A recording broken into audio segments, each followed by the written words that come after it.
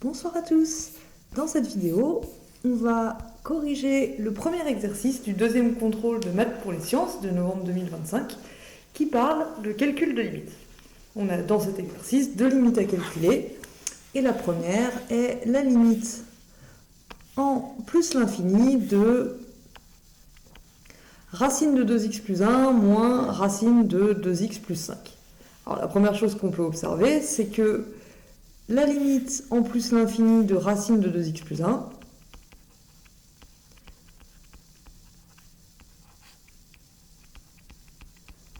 c'est plus l'infini, ainsi que la limite de racine de 2x plus 5 en plus l'infini. Donc, en fait, cette limite, c'est une indéterminée infini moins infini. Parce que bon, si ce n'était pas une indéterminée, il n'y aurait pas besoin de changer quoi que ce soit. On pourrait la calculer directement. Donc la première chose à vérifier, c'est est-ce qu'on ne peut pas calculer directement la limite. Et là, on s'aperçoit qu'on ne peut pas. Ça donne une forme indéterminée de type infini moins infini.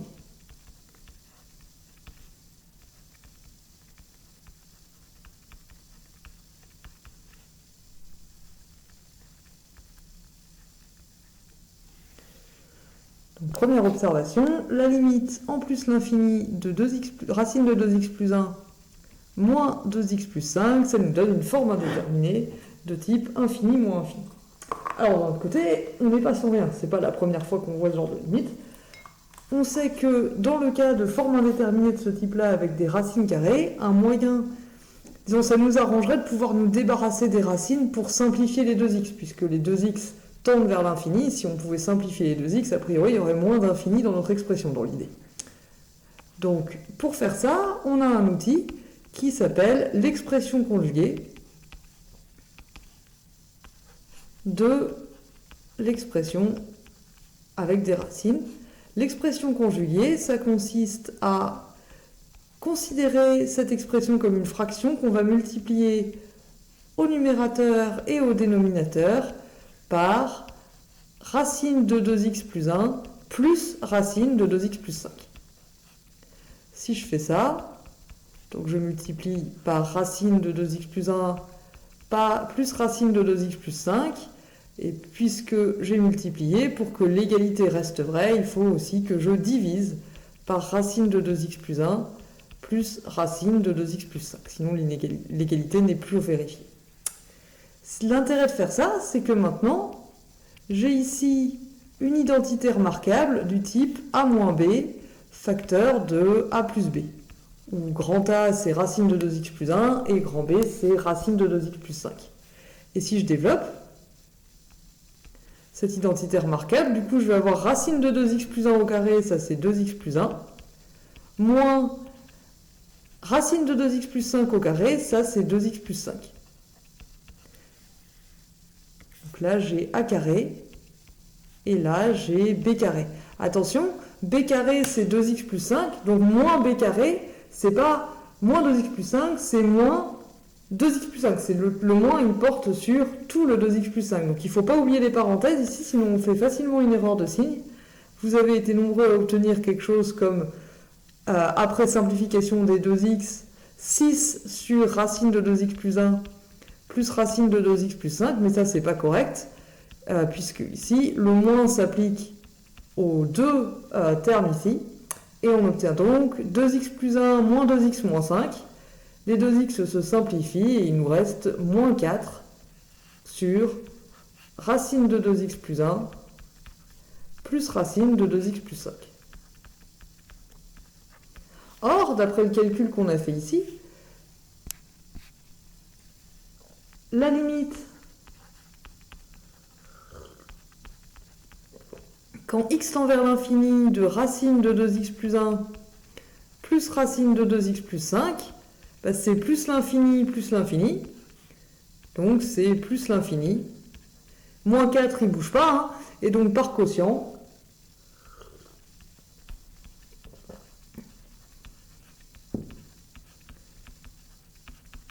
la limite de moins 4 sur racine de 2x plus 1 plus racine de 2x plus 5, c'est 0.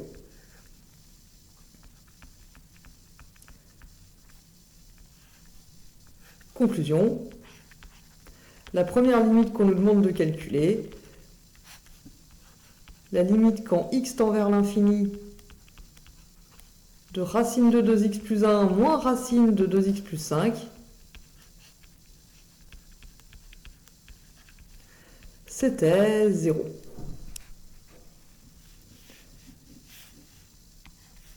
Et ça, c'est la réponse à notre première question.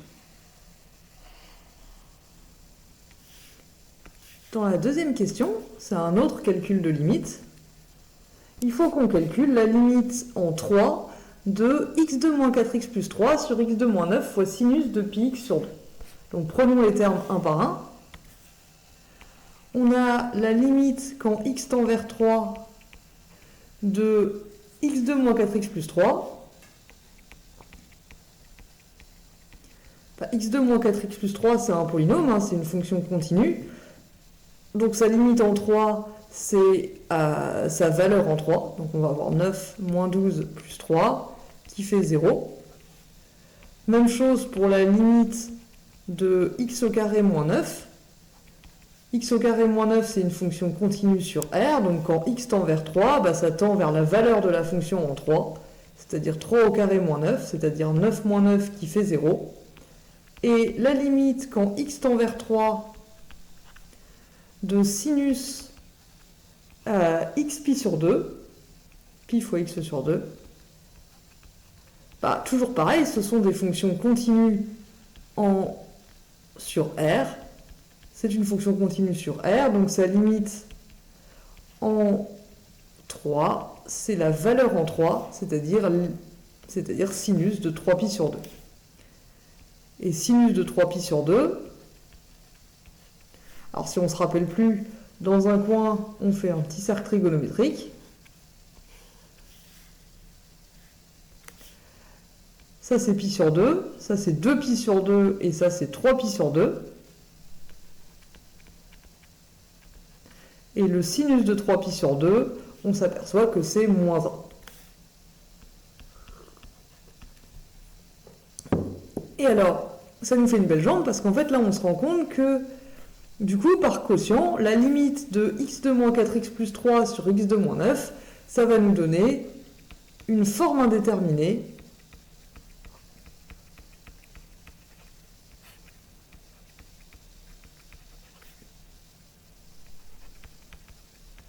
ça va nous donner une forme indéterminée 0 sur 0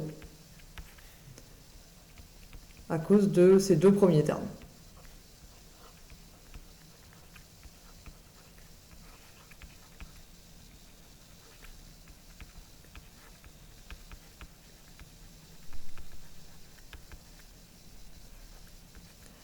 Alors, pour lever l'indétermination, ce qu'on va faire, c'est factoriser les deux polynômes de degré 2.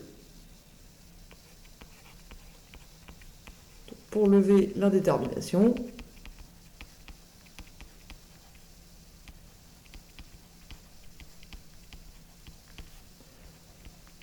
on factorise. D'ailleurs, je m'aperçois que là, j'ai écrit une limite en trop, excusez-moi.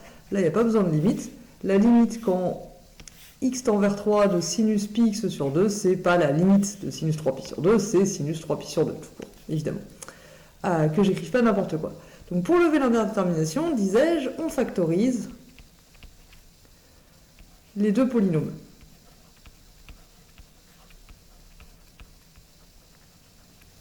Alors pour le premier,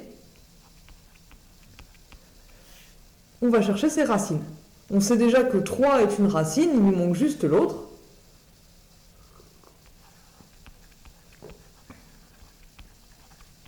On cherche les racines du polynôme x2 moins 4x plus 3. Le discriminant, c'est moins 4 au carré moins 4 fois 1 fois 3, c'est-à-dire 16 moins 12, c'est-à-dire 4. Donc les racines sont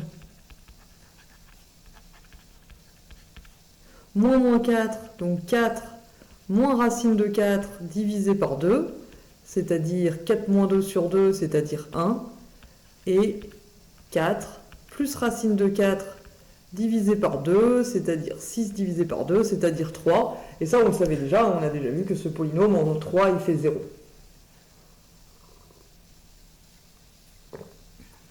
Donc,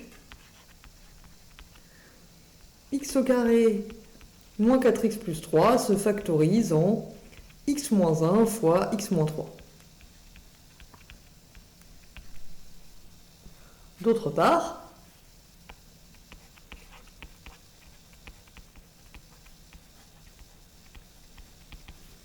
x au carré moins 9, alors là vous pouvez faire le discriminant si vous voulez, mais peut-être reconnaissez-vous une identité remarquable a carré moins b carré, x au carré moins 3 au carré, ça se factorise en x plus 3, facteur de x moins 3.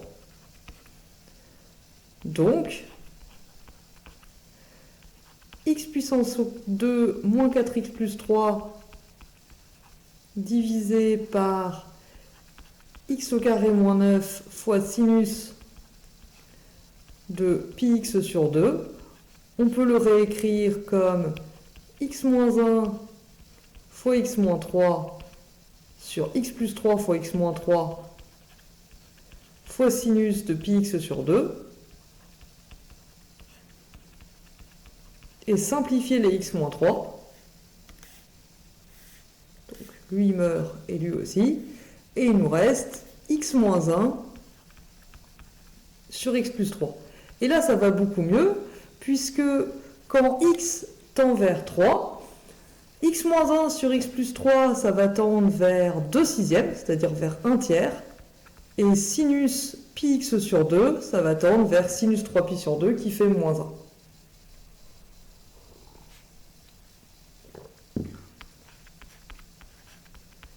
Donc la limite de x moins 1 sur x plus 3 fois sinus de pi x sur 2, il n'y a plus d'indéterminé.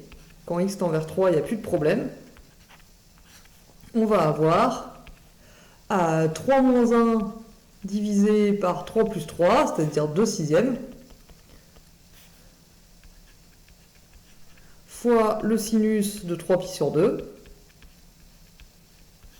c'est-à-dire 1 tiers fois moins 1, c'est-à-dire moins 1 tiers. Et notre conclusion, du coup,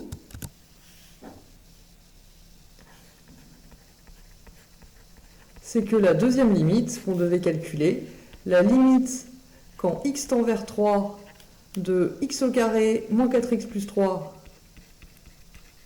divisé par x au carré moins 9 fois sinus de pi x sur 2, elle est égale à moins 1 tiers.